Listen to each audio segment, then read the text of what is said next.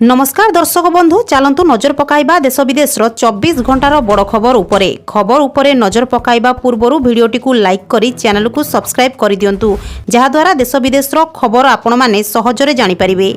24 घंटार गुरुत्वपूर्ण खबर मध्य आज रही सुना और रूपा दर ग्राहकों ପାଇଁ खुशी खबर पुणी कमिला सुना और रूपा दर गतकाली दर वृद्धि होगा पर आज पुणी कमी सुना और रूपा दर आज सकाळे शेयर मार्केट खोलिबा मात्रे 24 कैरेट सुना मूल्य 5000 ह्रास पाई 10 ग्राम पिछा 24 कैरेट सुना दाम 1,54,570 होईछि।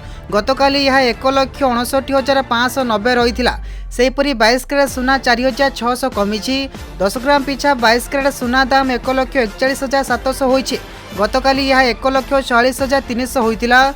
अन्यपटे रूपा दाम ह्रास पाई पुणी 20,000 कमिला रूपा दर 1 किलोग्राम रूपा दाम 20,000 टंका ह्रास पाई 3 लाख रे पहुंची। तेबे गतकाली रूपा दाम वृद्धि पाई 3,20,000 टंका रही रूपा दर काली। तेबे आज सुना और रूपा दर कमिबा पर ग्राहक को आश्वस्ति मिली खबर मिली।